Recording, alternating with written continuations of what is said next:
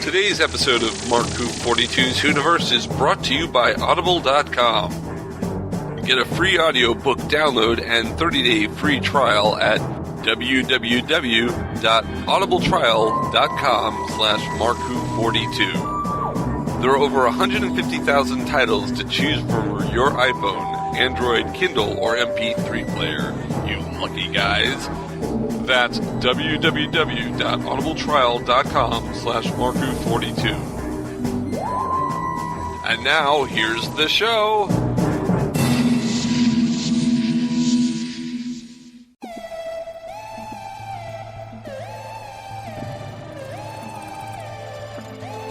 This is Tom Pike, co-creator of the science fiction series Personal Space, and you are listening to Mark Who 42.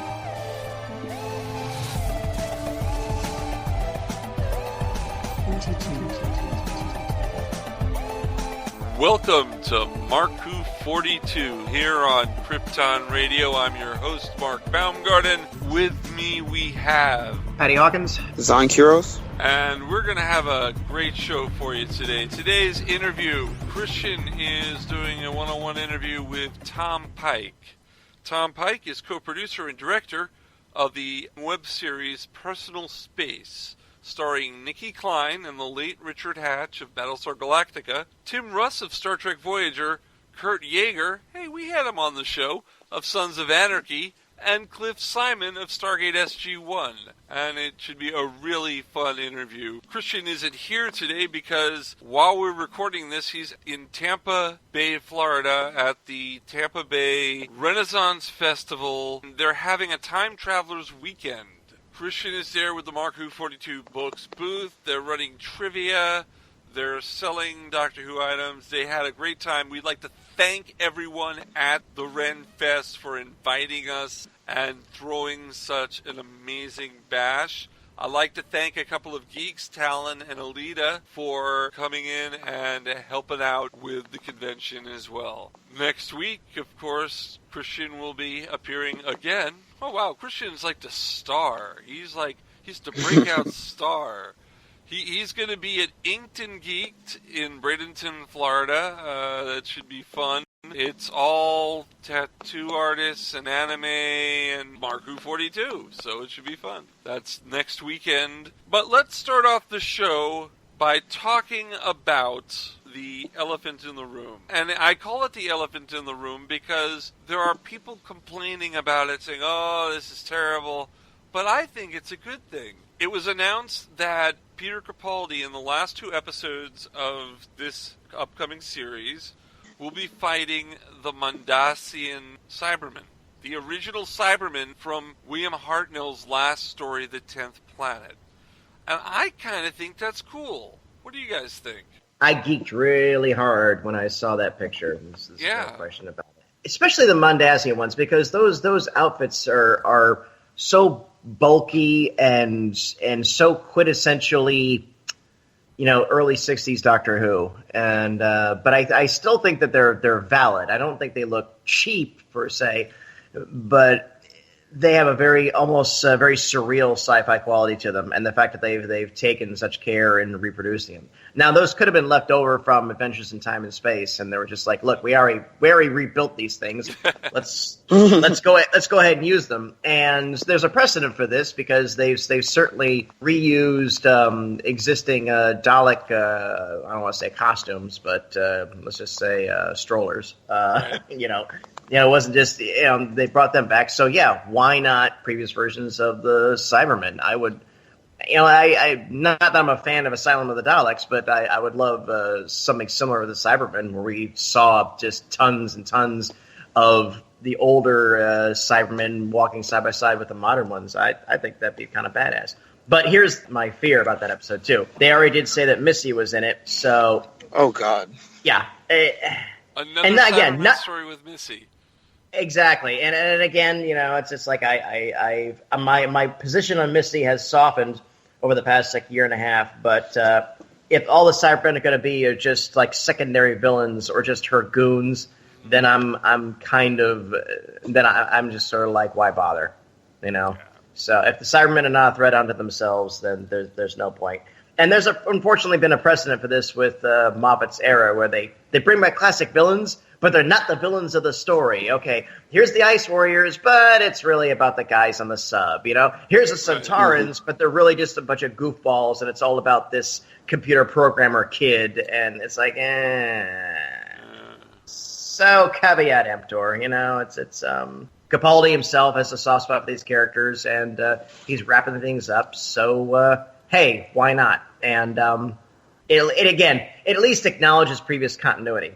And what's cool about it, I think, the Cybermen that they have now, they look like robots. And if they have some of the human or the Mundesian bodies inside them, they're kind of like Daleks, but they walk.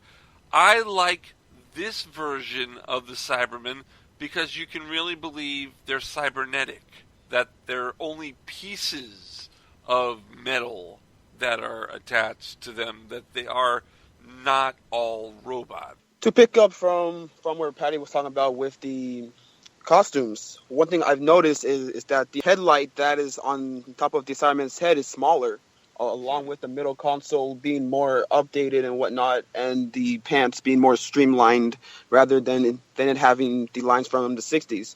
So, me personally, that makes me think that this isn't the 10th planet, but like they're transitioning from 10th planet to moon base. Spoiler alert, at the 10th planet, Mondus explodes and they all die. Yeah. But, spoiler alert, I hope that wasn't too bad. Oh, come on. So it's kind of hard to... So they'd have to make the transition over before they got to where Earth was. I mean, it has to be a prequel to the 10th planet, if you think about it. As long as they're from the primary Doctor Who dimension and not these parallel dimensions, Cybermen, which just make my skin crawl. I mean, and that's just, again, I think we've already got time travel in Doctor Who, and it's an important part of it. We don't need any more parallel dimensions. I mean, it could be worse. We could have gotten the evil goatee Doctor from Universe X or whatever. And I'm waiting for the Mirror. Well, actually, didn't we get the Mirror Doctor in another Cyberman story, Nightmare in Silver, where it was, except he had the instead of a beard, he had the attachment to his face. And on one side of his face, and he was fighting himself. We've already had kind of a bearded Doctor. And, of course, John Hurt was the best bearded Doctor. I've been listening to the Final War Doctor box set. How is it? It's amazing. John Hurt did a great job. We are going to miss him so much. The Time War has been fleshed out. We know more of what's gone on in there. And it's sad to say that I just found out they were going to do a 5th box set. And they were going to start recording soon. And now that's fallen through because he died. Well, okay, they could get somebody to impersonate him. I mean, well, but that's that true. would, he had that would raspy voice. I mean, it's just somebody could, I don't think that would be in good taste. I don't think you need someone to replace John Hurt. No, we have people replacing Patrick Troughton and John Pertwee. I mean, we could give it a while, certainly. Right. But, I was going to say the words too soon. I can somewhat agree with that.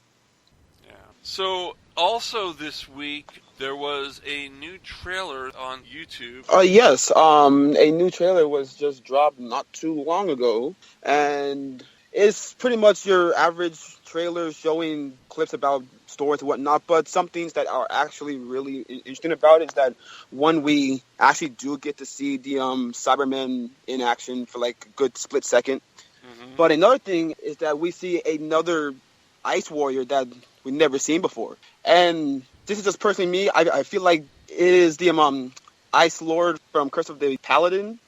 Pledon. Yeah, it looks Curse like that, Paladin.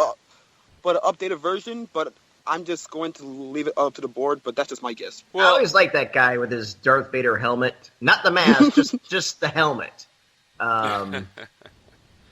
The Ice Warriors, we were told they were coming back, that Mark Gatiss was writing another one. After Cold War, he wanted to do another story, and so that's going to be in Series 10. And, Patty, you were saying a female Ice Warrior? Well, that was the rumor. Gaddis had promised we would see an Ice Warrior we had never seen before, which leads me to believe, well, that seems the most logical thing I can think. Either that or some kind of Ice Warrior offspring of some kind. Again, modern Doctor Who, if they get a chance to somehow create a sexy Ice Warrior, you know they're gonna do it. You know they're gonna try. It's armor. Isn't the outside just armor? The inside has the Ice Warrior in it, so a female Ice Warrior could be wearing the same armor as a male Ice Warrior. We could have seen female Ice Warriors before. That's true, but I don't think necessarily we'll have like the boob plate, it's always preference. And that's one thing I will give credit to, one of the very, very few things I'll give credit to The Force Awakens with Captain Aphasia, where they did not, she's a female character and they did not give her a boob plate, which was, kind of superfluous and just ridiculous, and it was just a visual shorthand to let you know, that character is female, just in case you can't tell. To be honest, I was rather disappointed with the return of the Ice Warriors. So, I've been a little disappointed in the way they brought back the Centaurans and other classic characters. I feel like they bring them back, but just make them kind of secondary. And I want them to be a threat. And the cool thing about the Ice Warriors were they weren't necessarily bad guys. They had their own agenda. Sometimes they were bad guys, but sometimes they were kind of good guys too. Like I said, during the Pertwee years, they were part of that Greater Federation, and they were badasses. They were real badasses. That scene in Playdon where the rebels break all in the room, and we're in charge now, and there's a dozen of them, and there's 3 Ice Warriors, and 3 Ice Warriors just zap them all like an SAS team, bam, bam, bam, whoosh, boom, and they all drop down. And the director's like, okay, on the count of 3, everybody drop to the floor. 1, 2, 3, blah. I mean, that. Speaking of that, it makes me wonder how they are going to use the Movellans, because for all we know, that could also just be another side story cameo thing that they just want to throw in there. They're bringing the Movellans back against the Daleks? If you look in the first trailer, there's a split second of a Movellan flying across the room. Get the frickin' frack out! Wow. Well, it's hard to mistake that hair. Yeah. Exactly. Yeah. The chrome dread hair. And they've always been not nowhere near as bad as say the Valiard or something like that, but yeah, the Movellans have always been a bit of a continuity. I don't want to say a continuity bomb, but yeah, it's okay, if they were badass enough to hold the Daleks to a stalemate and possibly even turn the tide against them, you'd think they'd be much more important to the rest of the universe. Yep, pretty much.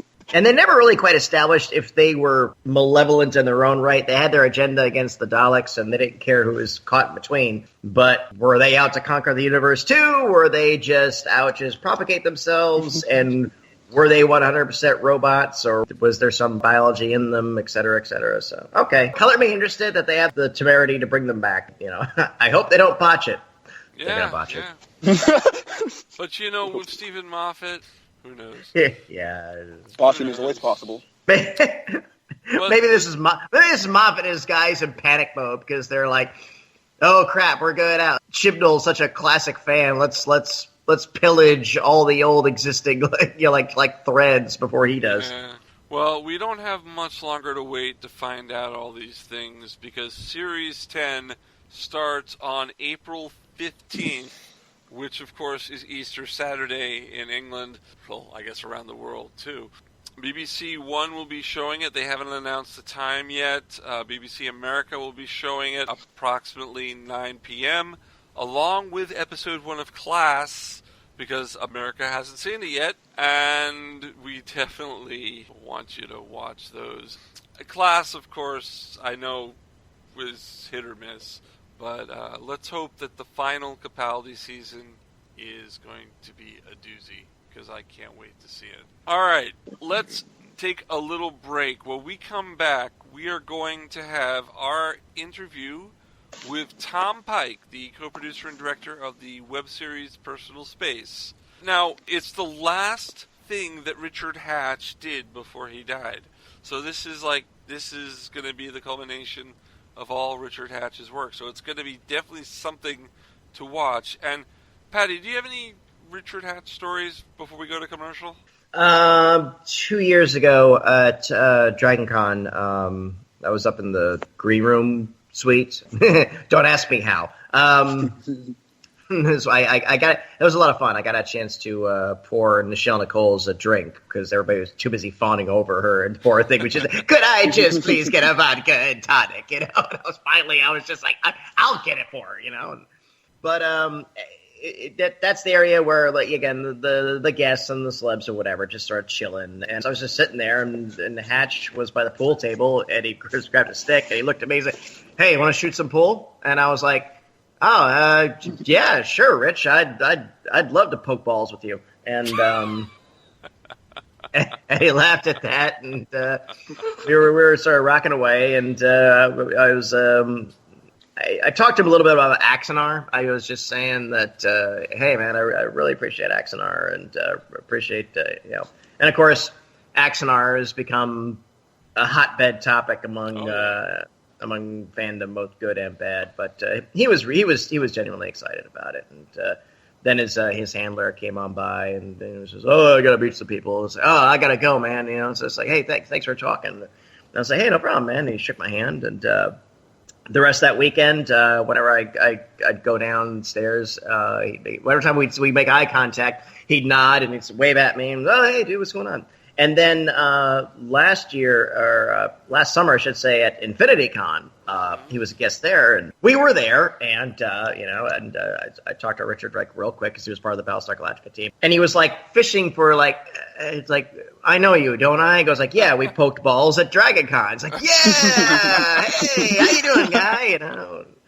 So that was fun. And again, he was such a friend to fandom, and fandom's a friend to him back. And he truly was just a decent guy. And I always thought he was a much better actor than he ever got credit for. That's certainly evidenced by his performance as Tom Zarek in the BSG reboot.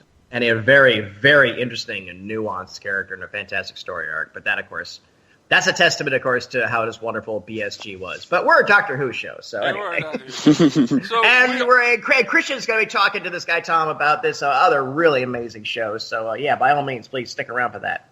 Yeah, so we'll be right back after this. Mark Who 42 is proud to have Famous Faces and Funnies. This is a huge, mega comic book store. I mean, they just have literally tons and tons of comic books, novelties, everything. They're located off of 3020 New Haven Avenue in West Melbourne. And if you want to give them a call and just let them know Mark Who 42 sent you, it's 321-259-3575. But this thing is just a huge, I mean, you've seen comic book stores and nothing against them, but you've seen them, these tiny little shops, and they have comic books and they have merchandise and memorabilia and such like that. This place is like the best term I can put is the Costco of comic book shops. So you go from one store and there's another section, and it's just huge. They have Funkos. They have tons and tons and tons of stuff in there. I mean, it's hard to explain. But if you have any geekdom out there, Famous Faces and Funnies have got it covered for you, from Doctor Who, Star Trek, Star Wars, everything. And also Rick is the guy who runs it, and all the team over there, nice, friendly people. And I believe they're going to be joining us at MegaCon this year. So definitely want to check out our friends at Famous Faces and Funnies in the West Melbourne area if you're out there. Coming May 19th through the 21st, Oasis 29 continues to celebrate excellence in science fiction and fantasy. Oasis 29 will take place at the Sheraton Orlando North Hotel, featuring special guest writer Faith Hunter. The best way to see Oasis 29 is with your 3-day weekend membership pass. Your pass will include full admission to all the art exhibits, dealer rooms, guest speakers, writing panels, and of course, a special appearance by your favorite Doctor Who podcast, Mark Who 42. A con suite for nourishment will be available on site. For more information, hotel rooms, and purchase for your tickets, including student discounts, go to www.oasfis.org/oasis. Oasis 29 is an event that promotes safe and fun environment for the entire family and upholds that cosplay is not consent. We look forward to seeing you there.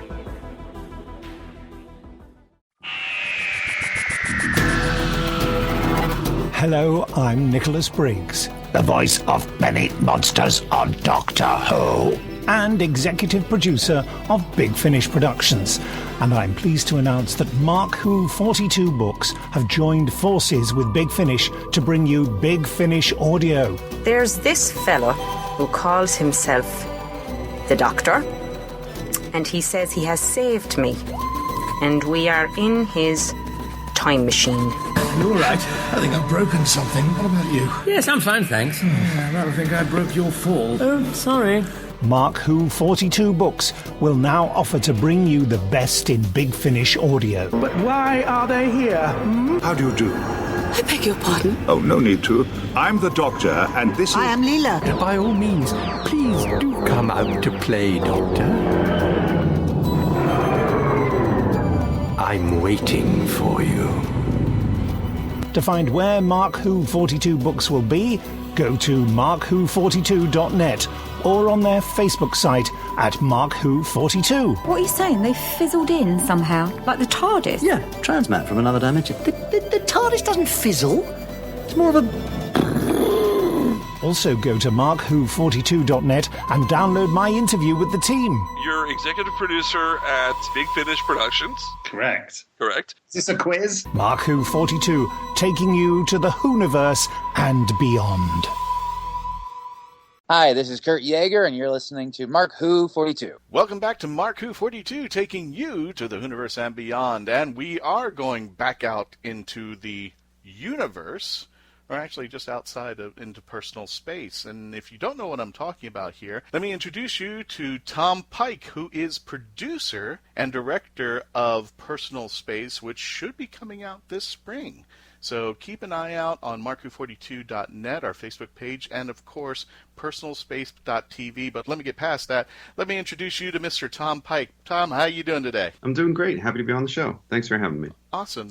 Now, for folks who may not be familiar with you, Tom, can you just give us a little bit about your background and how you got started in all this? About 2.5 years ago now, my co-creator, Zach Waldau, and I, at the time, it was this weird place where there really wasn't a show on television with spaceships flying around, which was really weird because since the Next Generation was on in the 80s and the 90s, there was always something. And we looked around, there wasn't anything at the time, and we were like, well, we got to do something about that because we love that. And at the time, our means were like, we can. Zach had a cardboard set in his closet, and we were just going to get our buddies and we were going to shoot in there and do it. It was all going to be vlog style. So from the beginning, that was the idea. It was just going to be these characters, these astronauts on this ship. They are talking to their therapy computer about their problems. So like you hear about things happening all over the ship, but we only need to show you one room. Mm-hmm. That was the way we were going to keep it cheap.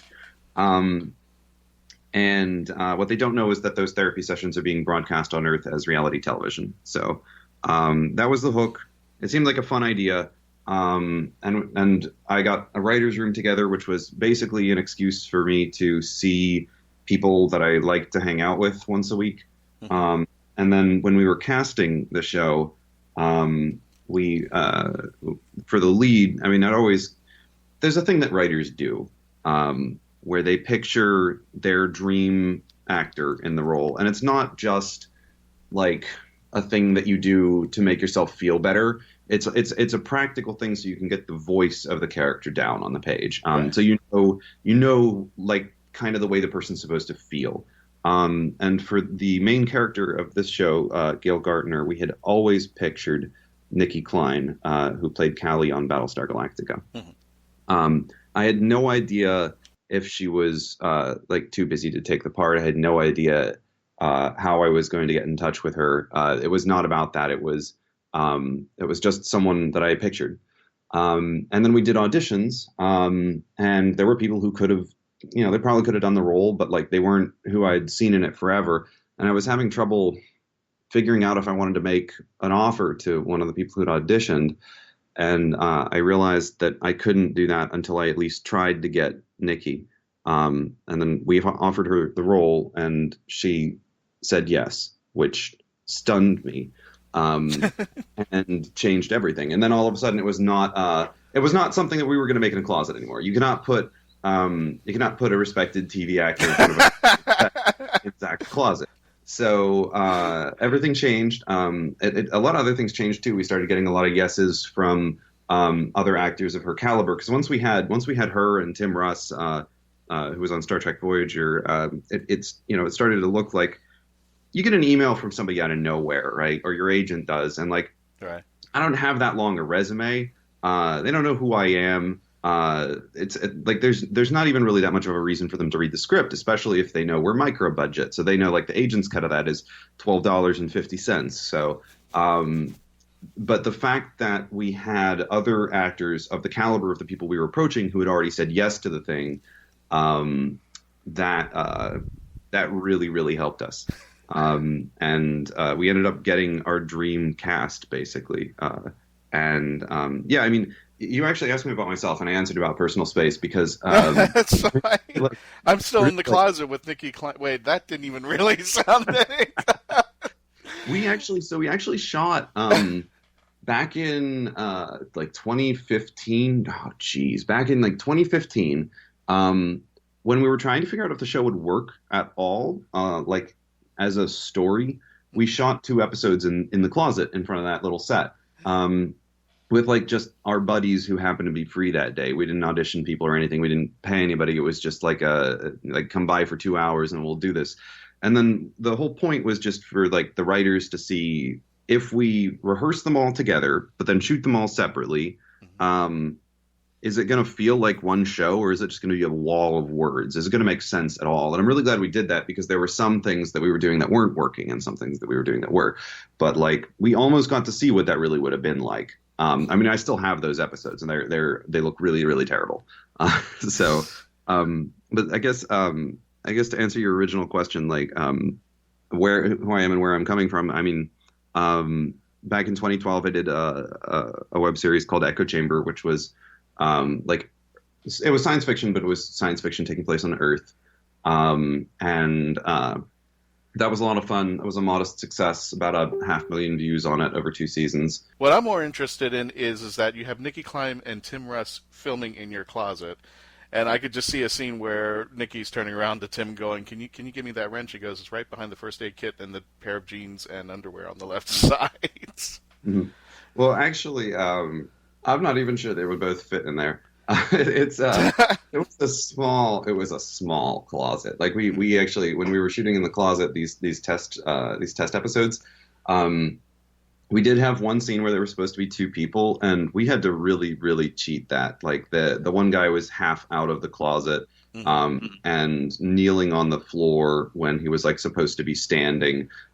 You could not have done the show that this ended up being in anybody's closet, much less that one. So.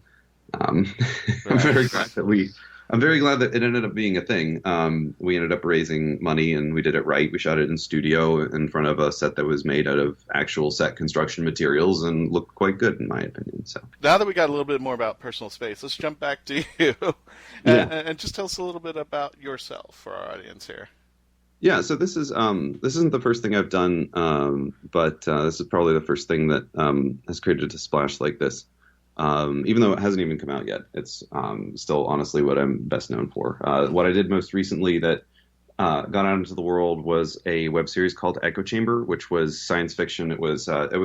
It's placed on Earth, though it wasn't on a spaceship, and that got about 500,000 views over the course of its run. So I would call it a modest success.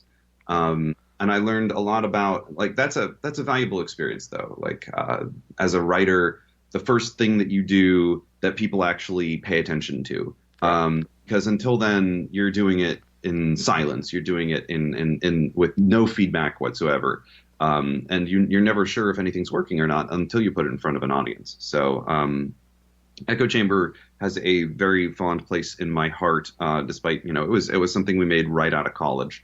It was our best work at the time. It's not my best work anymore, but I still have very fond memories of it.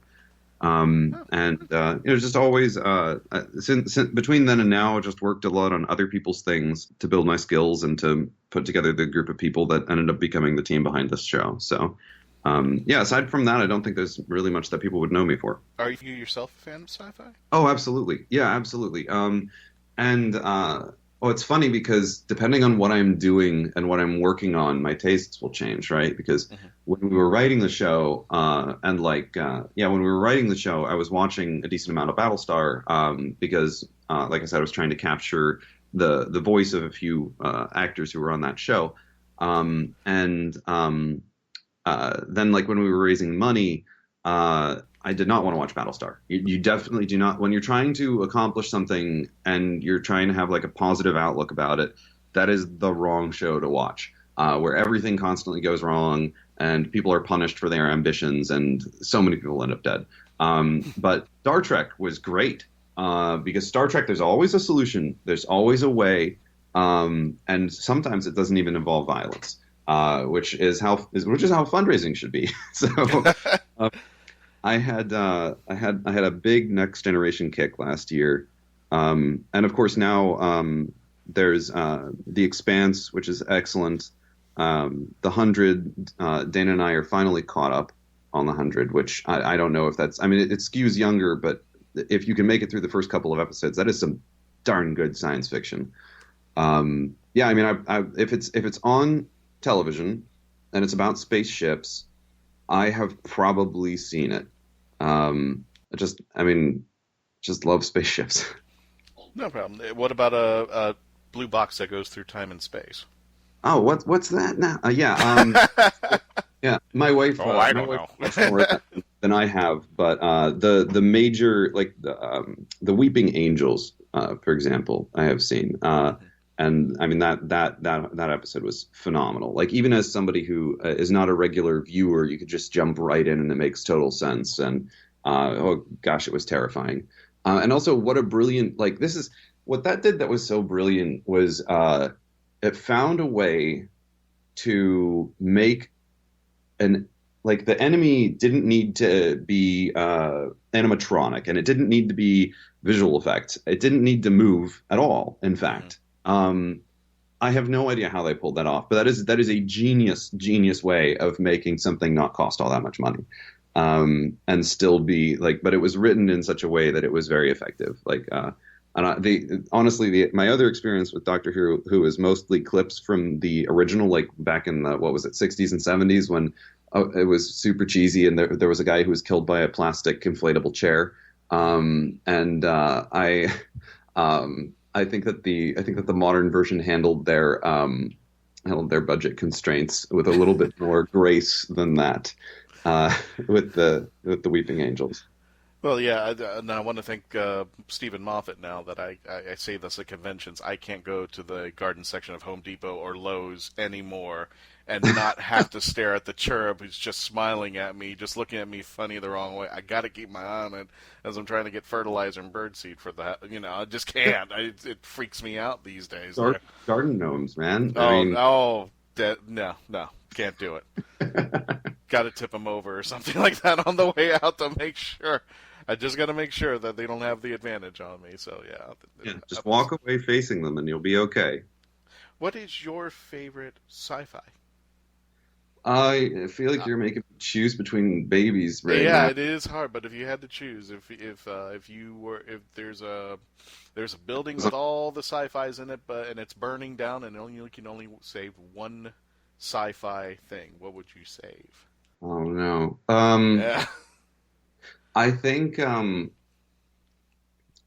answer is going to depend on what kind of a mood I'm in. I think today I'm gonna say Battlestar, the reimagined series. I think that it was a tremendously ambitious series that attempted to address many real world issues, which of course many, like Star Trek, always did as well. Mm-hmm. But it's it had something to say. It really bothers me when people go to all the work and they raise all the money to create something that looks very expensive and that involves a lot of talented people, and at the end of the day there was no thesis statement behind it. There was no argument they were trying to put out into the world about the way the world is and the way people are, and I just think that's such a shame. And something like Battlestar always was trying to say something, even when it had its even in its episodes that weren't as effective. It fell short because of its ambition, and I can absolutely respect a show like that. So I think if there was one thing that I could save, it would be that. But we've got the cloud now, though, so it all exists on the cloud. So it's probably all not going to need my saving. And speaking of which, folks, if you go to personalspace.tv and click on the tab for cast, you have. We just mentioned just the tip of the iceberg. You have Nicki Clyne, and sadly, just recently the passing of Richard Hatch from both Battlestar Galactica, and he was actually in literally in both Battlestar Galactica, Richard Hatch. And he wrote novels set in the original Battlestar verse, and he tried to get his own. Before Ronald D. Moore ended up reimagining it, Richard had been pushing his own revival. He was trying to make more. He was trying to make more of it. He was always. I think there was one of his obituaries said this man knew more about humanity's war against the Cylons than any other person. And I think that's really the way of putting it. He was the spirit of that show. So. But you don't just have Battlestar Galactica, and in fact, we had the fortune of interviewing Kurt Yaeger, and he's from Sons of Anarchy. How did you come across him? He's from a lot of stuff. He's NCIS right now. Yes. He's had a recurring role there. He had a couple guest spots on that show in preceding years. But he's kind of becoming a thing at the moment. I got in touch with Kurt because we had one role that we needed somebody who was late 30s, early 40s, male actor. They needed to be very handsome. They needed to be able to pull off comedy and drama, and they needed to be disabled, preferably something with the legs. The character was always conceived as disabled, and as somebody who identifies as disabled myself, I always think it's important to at least attempt to cast a disabled character with a disabled actor. Without standing on my soapbox for too long here, the idea is that a lot of times you'll end up seeing able actors playing disabled characters. Mm-hmm. So the able actors, they can do both. They can play able roles and disabled roles. But if there's a disabled actor, then they're not going to be even auditioned for able roles, and then they're competing with able actors for disabled roles. It's a mess. Yeah. But there are many excellent disabled actors working, but a lot of them have been shut out by those requirements. So honestly, the pool, like we were trying to cast someone disabled, but the pool isn't that big. And by far the biggest prize, in my view, was Kurt. He had done these comedy web series that I watched that were a lot of fun about what was it? It was a zombie thing, but like the zombies are all actors trying to get agents. So they're like they're running around with their headshots. So like you kill them by ripping up their headshot. It's like this great. It was a great pun. Anyway, he did that. It was hilarious. He did Sons of Anarchy, which was really intense. So like I knew he could handle them both. He was the right age range. He was very pretty, and he was disabled. And I offered him the role, and he very humbly asked me, why me? I was like, because you're literally everything we were looking for. There's like one dude in Hollywood who checks all of our boxes, and it is you. But like, he's very humble. So yeah. Anyway, that's how Kurt got involved in the show. And he did mention on his episode that what you were mentioning, that it's very hard for an actor or actress with a disability to compete because they have this disability. And not only that, but why couldn't a role include not only a disability? When they have storylines for people with disability, it's usually somebody trying to overcome it, and they usually either have a story or a set of stories that they overcome. But why not just be part of it? And if the actors or the actress is really good, it will just be a part of.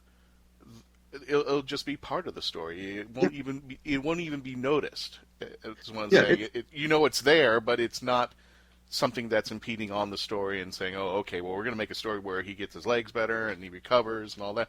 What if there's a story where it doesn't happen, but we know that he's in a chair, but you can keep going? Yeah, Kurt has a prosthetic on his left leg. Yeah. And we, the character Freeman does too. We basically just used, we used his real prosthetic.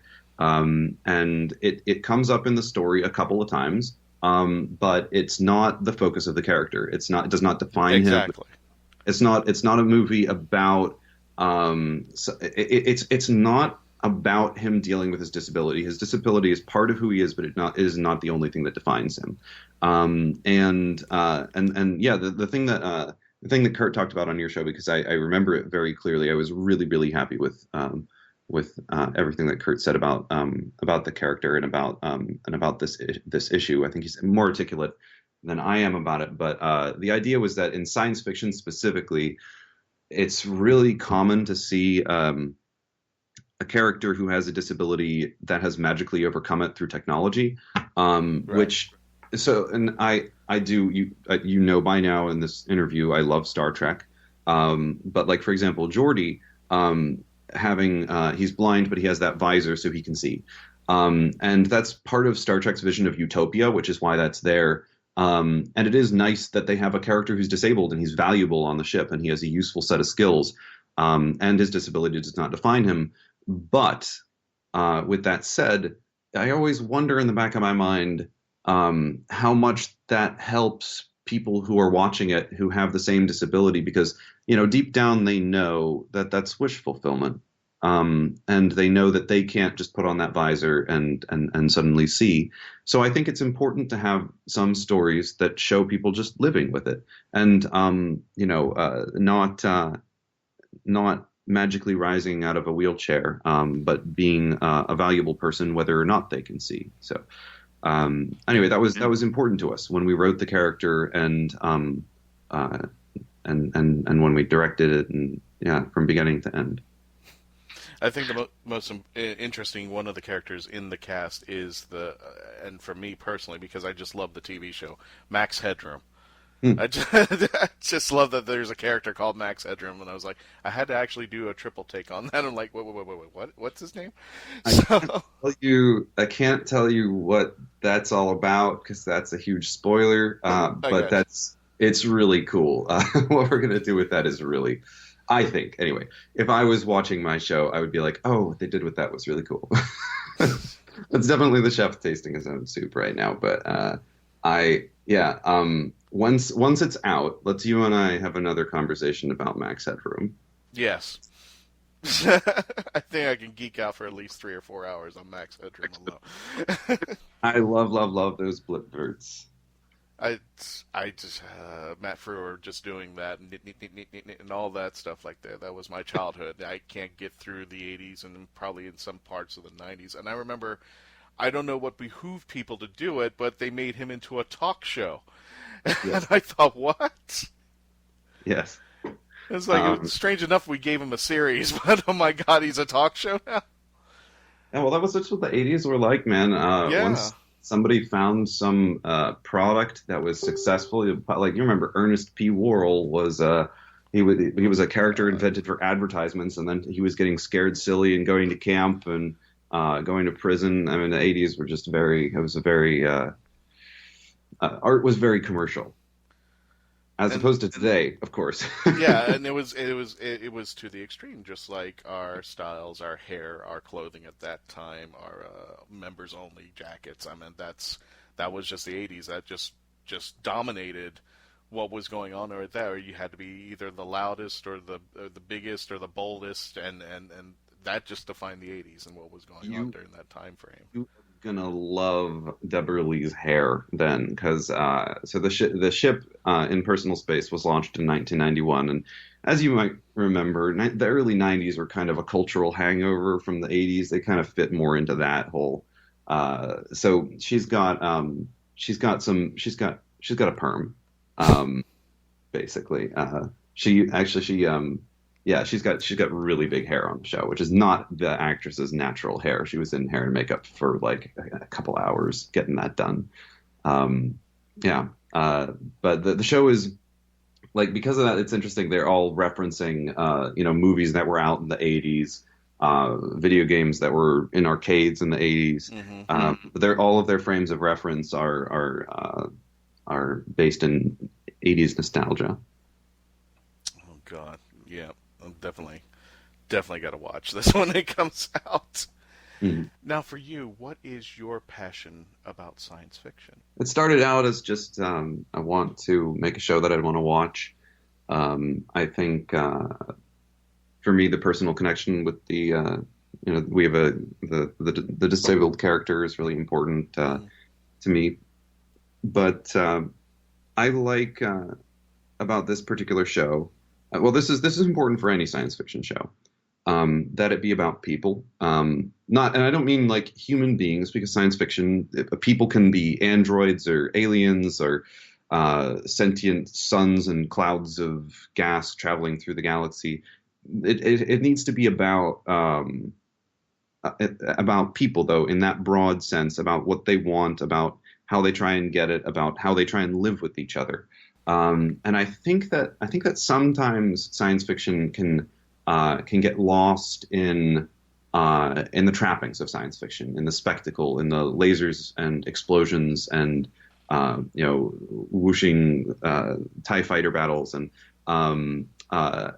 those things, when they really work, there are people in the cockpits. Mm-hmm. Like the Death Star approach is so stunning and wonderful, as much because of the incredible model work and the incredible special effects, but also because when those people get shot down, everybody else feels it, and they shudder and they cry out, and they're a team and they know each other, and that matters to us. And I think that a lot of I think it's really important not to lose that human touch. So one of the things that we want to do with Personal Space, and even revoking it in the title, is keeping it firmly about people. With our budget and with our concept, we can't hide behind spectacle. We can't hide behind lasers and explosions. Right. The show has to be compelling and interesting when you're just looking at a person's face and seeing how they're emoting and listening to what went wrong this week. That has to be good enough. So the scripts went through a lot of revising. I think the first episode went through 28 drafts. Because it couldn't afford to be anything less than the best character drama the best character dramedy we could possibly write. And I think that the concept forced us to be inventive about that, because we couldn't hide behind spectacle. So yeah, we didn't want to just tell.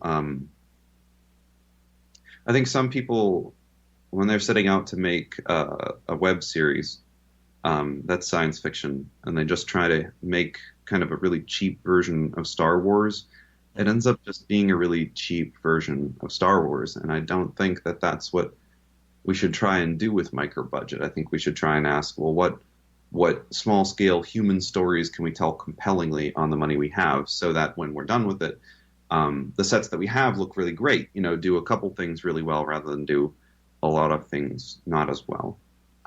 So our answer to that on Personal Space was to keep it about people, about their dreams, and about how hard it is to live with themselves and with each other. And also the idea that when you drive to work every day, you are living a science fiction dream.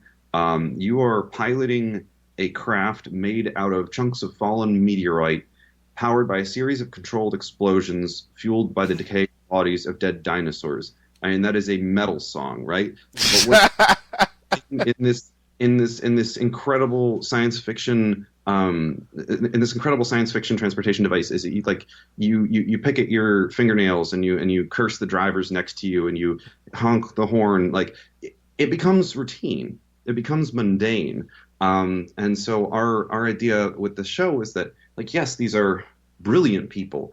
They're on a wonderful mission of discovery. They're the best and brightest of humanity. And they leave their socks out sometimes, and it annoys their roommates. There's nothing, it does not matter how remarkable the setting is. People are always going to be people. They're always going to, the incredible will always become the everyday.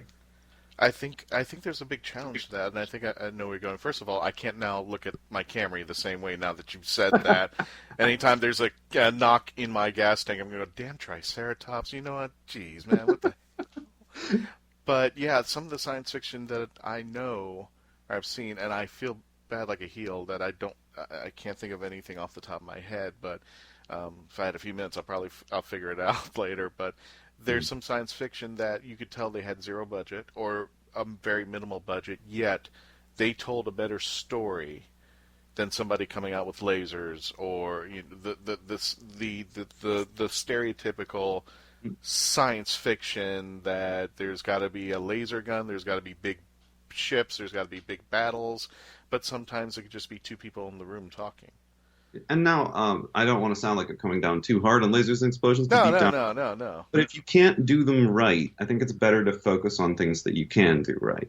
And I think that I think it's important to make the best possible version of a small scale show when you have a small budget. And actually, like, to your point, like, yeah, there are a lot of micro budget things that are really, really wonderful because the micro budget will force you to be inventive. Like, I actually think when Zach and I were thinking about this 2+ years ago, if someone had come to us with a couple $1 million and said, make whatever you want to make, I think it would be worse than this. I don't think we were ready for that amount of money, which, it forced us to ask ourselves questions about what story do we really want to tell, and who do we want it to be about, and what do we want it to say? Because, I've got a script lying around since 2009 that we could make with missiles and explosions and adventure. It is not as good as these scripts ended up being. And that's not because the missiles and explosions made it worse, but it's just because they are so tempting that sometimes you can lose sight of the people. So like a really, really good science fiction has both. And someday I hope to make that kind of science fiction. Right now I'm very happy. I'm very happy making the best possible version of this show. Oh, now I remember a great example, and we're really going back in time. Twilight Zone was a very simple story, which they showed nobody's faces, and I think you know the episode I'm talking about there. All it is was you heard people's voices, you didn't get to see them at all until the very end. And you found out that the people who were normal were the people with pig faces, and the one who was altered and was ugly was the woman who looked human. Have you ever seen that? I actually haven't, but it sounds like you can't actually pull off that reveal if you're trying to show off too much. Yeah, and it was I think it's, if I'm not correctly, I think it's called The Eye of the Beholder, but you just see the scenes, all you see are the silhouettes of people talking, and there's a surgery going on, and this woman is being told when she comes out of it she's going to be ugly and she's going to be deformed, and in fact all the other people in our eyes are ugly, and she was the better looking person. And it spoke volumes, and all it was a bunch of masks and a bunch of silhouettes. But I think that's one of the best science fiction stories I've ever seen, and that's all it was. But it spoke volumes about the humanity that you were speaking of. When you can focus on that and expound on that, then the lasers and the big ships are just something that enhanced that moment and made it better. Yeah, you should only. I used to. I used to be in a D&D gaming group with some stage fight choreographers, and I once asked them what makes a good fight scene. The $1 million question, and they said that a good fight scene comes out of two characters or more characters. However many characters. They're pushed past. They try everything else, and they're pushed to the point where they have to resort to violence. And I think there are lots of movies where violence is simply the character's first resort. And that is one of the things that made Star Trek so wonderful, is that when they did fight, it was because they'd exhausted all the other options, which I think is the way people really behave. I mean, they'll take the least risky course of action to accomplish their goals until it doesn't work anymore. Right. And not only is that like more the way people really are and more the way people really fight, but if you have a character that's really pushed to the edge before they fight, that makes a more satisfying emotional journey anyway. I mean, Luke doesn't fight the Empire until his family is killed, and he feels that. So, yeah. I want to talk more about the passing of Richard Hatch. And it hit home to us because last year we did a convention called InfinityCon here. It was in Lake City, Florida, just north of us. And they had all most of the Battlestar people, I shouldn't say all, but most of the Battlestar people in there, which included Edward James Olmos and Richard Hatch, which are one of my co-hosts, Patty Hawkins, had the honor of being there and doing the Q&A session over there. And the moment that I heard that he had passed, I was like, that's kind of like hanging out with your friend, and then a couple days later you find out he's gone. Yeah. And it's like, no, that can't happen. I just saw him last year. And it took you know, you go through those stages of denial, like no, you didn't just take Richard Hatch off the planet. That's not possible. But it happened, and when you first heard the story that Richard was gone, what ran through your mind? Well, I mean, it was pancreatic cancer, which I had an aunt who died from that, and it was very sudden with her too. So, you know, when I heard it was that eliminated any refuge in denial for me, because I knew how quickly that worked. But like, it was very difficult to process nonetheless. I mean, in September when we were shooting, and we did shoot all of his footage. He was completely wrapped. He is all done. And we did, it's not like we needed any ADR or anything. We have everything we need. And that I felt like a heel because that was the first thing on my mind, because we had spoken earlier before this interview, and we had talking about personal space, and I felt really weird besides his passing. That was the first thing I said. I hope Tom managed to film everything. I'm like that. No, it's okay. Like I know, but it's still it feels like it's dehumanizing the situation. Even though that I think it is important, especially in the memory of Richard. I felt weird asking you that question. It's like, did you manage to get everything before you? It's okay though. Like, look, I mean, I actually, when I was writing our in memory of him post on Kickstarter, one of the first things I said was like, don't worry about it. We got all his stuff. The show is going to be okay. And I spent like a substantial amount of time figuring out how to phrase that so that it was one of the first things we said, so that it was people didn't have to skim through what I wrote to get to the bottom to see if the show was going to be okay, while also being respectful to his memory. But I mean, look, be reassured though, like, he loved the show. The very last text he sent me was, you know, let me know as soon as there's any trailers out, anything I can promote. Like, he was totally on board. He would have wanted the show to go on. Yeah, I mean, it's okay to think things like that. I mean, because ultimately what it is like you're like, I love this guy, I love his performance, I want to see more of him, and then you're wondering, like, am I going to, or am I going to be robbed of this thing I was looking forward to? I was looking to spending more time with my friend, you know. Right. The truth is, you know, we have 28 episodes. He's second build. You got like an hour with this guy that has never aired. Our journey with Richard Hatch is not over. I think that's a wonderful thing to be able to tell his fans. I was saying a minute ago about how suddenly he was taken from us. In September, he was doing his own stunts. And this might sound funny for me to talk about stunts right after I said there are so few of them on our show. We do, at specific moments, we do choose to put what budget we have into making a couple of stunts look really, really good. And because we are all vlog style, we have one camera angle. We cannot cut away to stunt people. They had to do their own stunts, and Richard did them all himself. Wow. And without complaint, by the way. I was the one who had to be like, you know, I think we're done. Like, I think we got it, because he would have kept going all night. He would have kept going past the point where it would have been like healthy for a person his age to be up on wires, because he was a trooper like that. He did not think there was anything he could not do, and he continually sought to prove that to us. And I mean, we believed it. We believed there was nothing he wasn't capable of. He walked out onto set, and he's got, you know, commander pins on his flight suit. And I expected, because his character, unlike most of the other characters, are the younger crew. They've just been woken up, so they're not as familiar with the ship. When they last saw it, the ship was totally new, and now it's full of all these holes and duct tape and welding marks, and they're still finding their way around.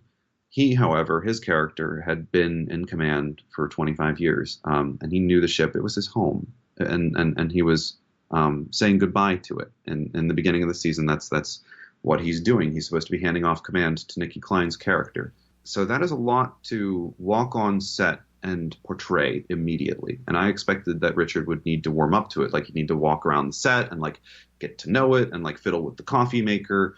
And he just sat down and was the commander. It was magical. It was magical watching that man work, and it was wonderful how much he cared about getting all the details right. You know, like last year he went to I think it was Comic-Con. One of the conventions he went to last year, he had a panel, and he with the panel he went, like, he credited himself as, like, it's like panel with Richard Hatch of Battlestar Galactica and Personal Space. Like, they were equally worthy of mentioning to him. And look, I only knew the guy for this brief little window, but he had such an impact on me, and he had such an impact on my world and my conception of what is possible. I really deeply miss him as a person. And for those of you who are just used to seeing him on TV, or, like, you know him as Tom Zarek, and Tom Zarek is, oh, he's wonderful. You love to hate him. Deep down, you wonder if maybe he isn't really right. Even when he's being at his worst, you wonder if he's right or not. But he's probably not someone you'd want to hang out with. Zarek thinks he's the good guy. Zarek thinks he is who Richard really was. Richard was just a deeply, deeply good and gracious person. I was honored to have worked with him and to have known him. Unfortunately, we lost too soon. And I know 71 still, to me, is too young, unfortunately, on this planet. When I met him, I was like, this guy has another 20 years, of working. Exactly. He hasn't slowed down. He was working in December, too. He was working around the clock. When he came onto our set in September, it was one day after he'd wrapped the feature film. Oh, well, I guess not wrapped, because the day after his shoot was done, he went right back to them. I mean, we were squeezing him in. He didn't slow down at all. And we're robbed of a couple decades more of wonderful, wonderful stuff from him. And that's a shame.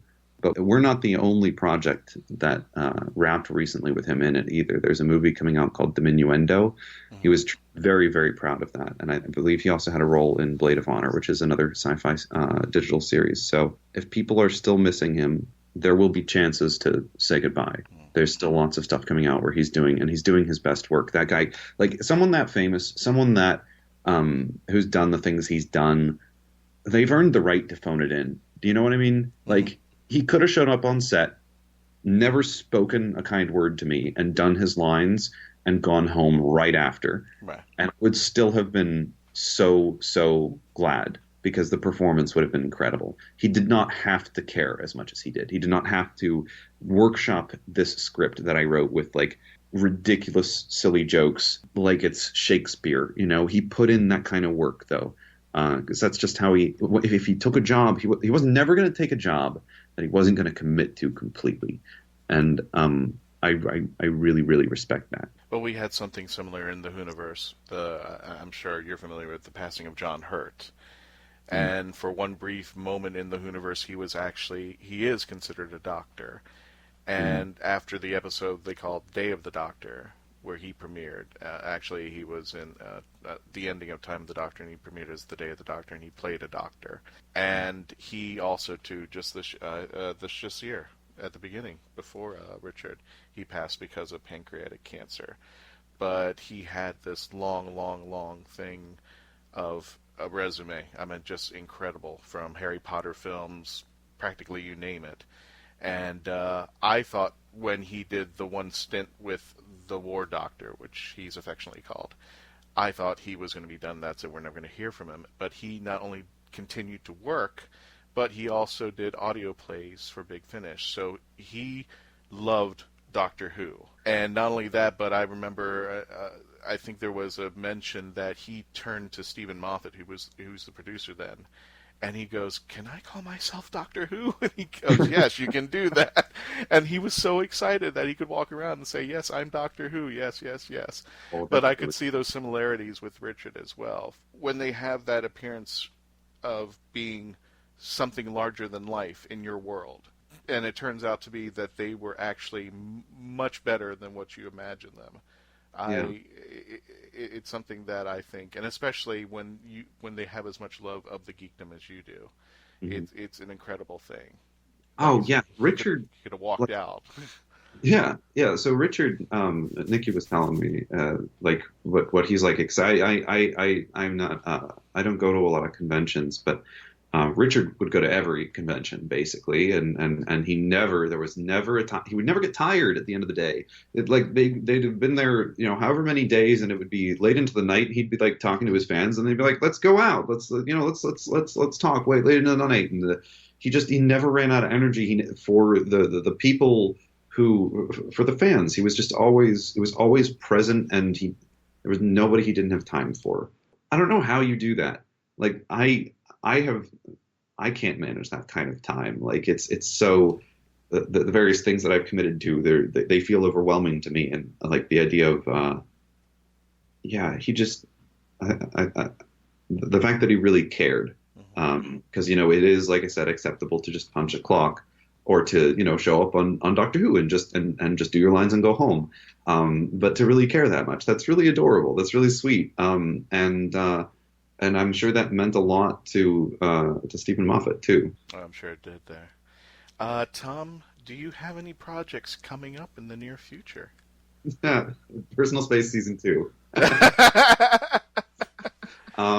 We are currently writing the second season. I'm looking at the whiteboard right now with all the spoilers on it. We had a writing retreat last winter, this past winter, and we just had all the writers over here for like an all weekend marathon session of fix all the things that are broken, but we know who all the new characters are.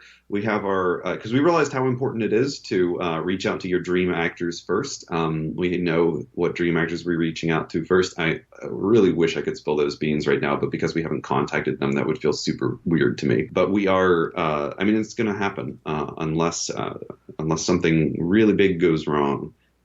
Because look, everybody had fun and nobody was paid what they're worth. So by all rights, because we didn't have the money. So by all rights, it would not surprise me if people did not have fun, but everybody had a great time. Everybody wants to make more of it, which tells me we're doing something that really matters to the people who worked on it. I think that kind of thing is precious and you should hang on to it when it comes up, because I've worked on plenty of sets that weren't fun.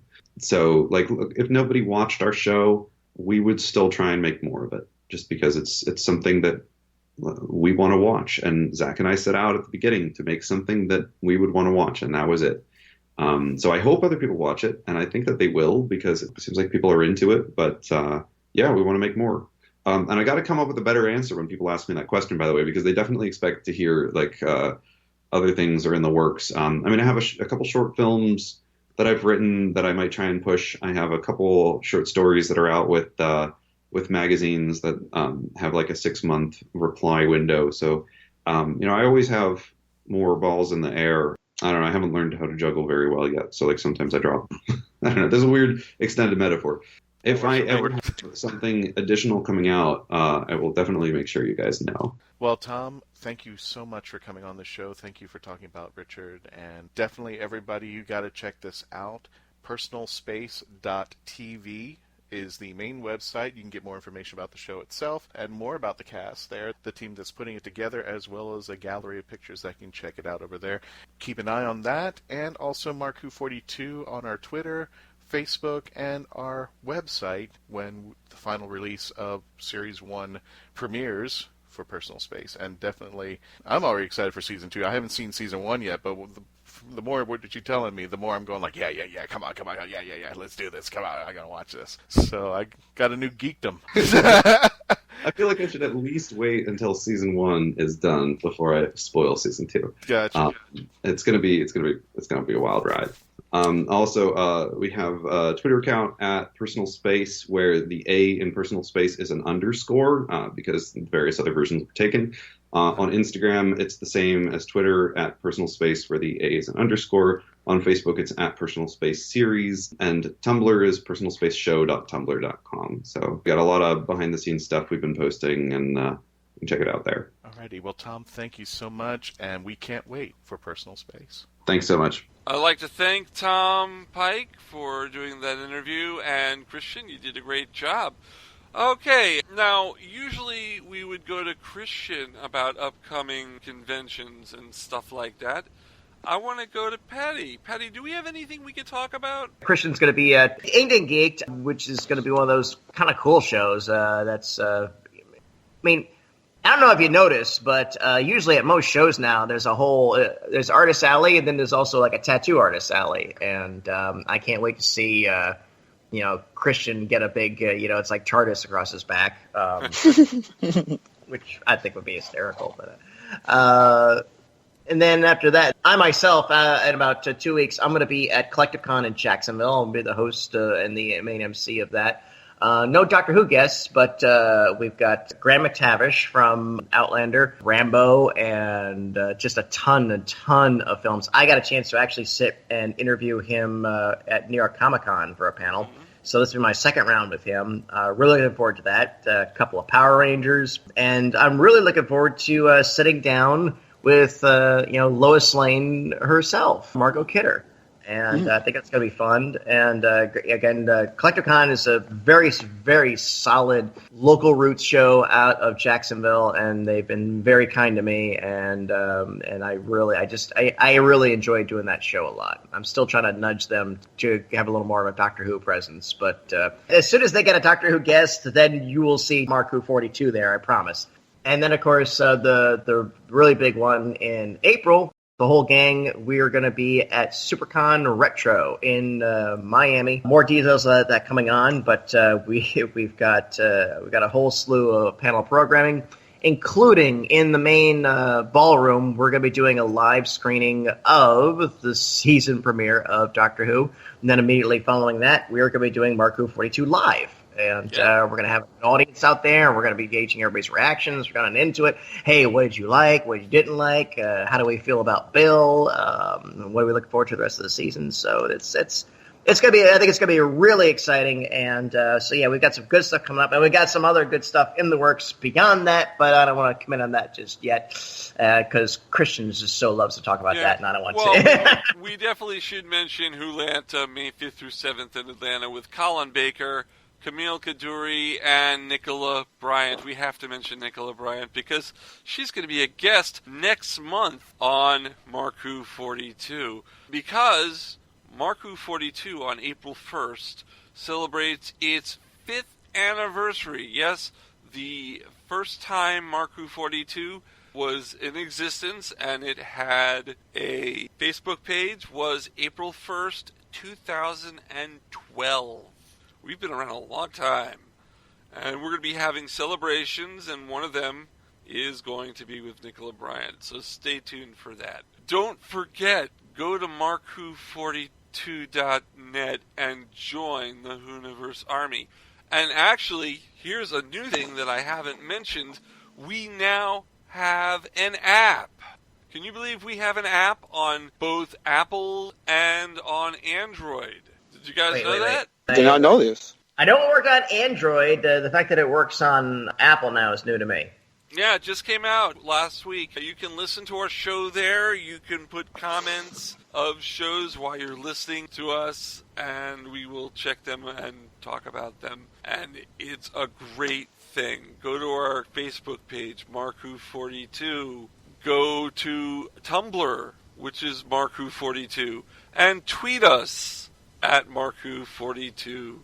Have we always had a Tumblr? Because this is Tumblr is new too. All right, Tumblr is new too. I'm adding things left and right, Batty, because to celebrate no, our that's 5th fine. anniversary. I'm a white hetero male. I'm not sure if I'm allowed on Tumblr without special dispensation. Yeah, well, so, Tumblr is just a simulcast of our website, so you know. Well, sure. I mean, that's what it. It's it. Yeah. We whenever we say out one thing, we usually like saying everything else.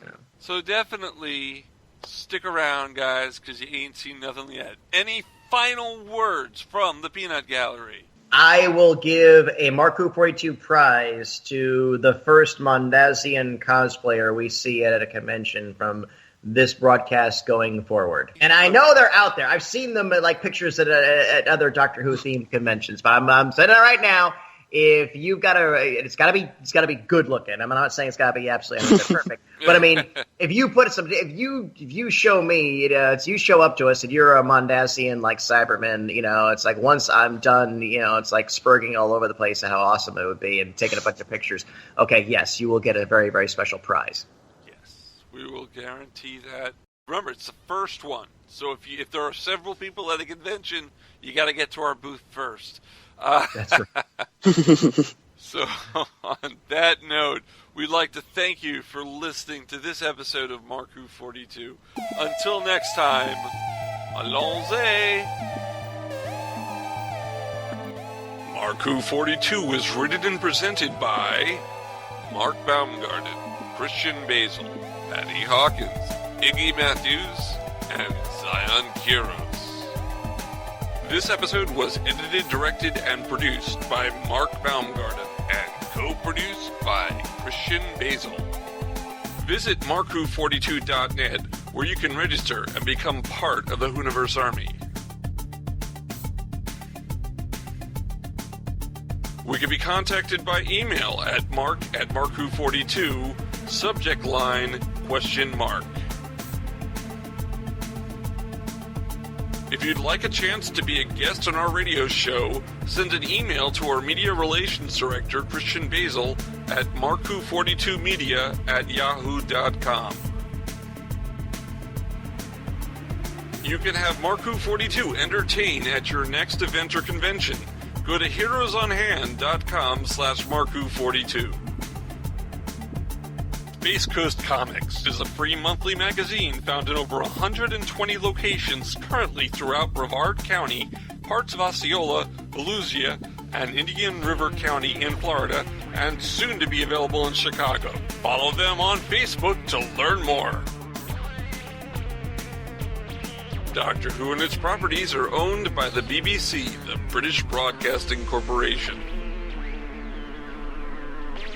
This show is owned and copyrighted by Mark Baumgarten, 2017.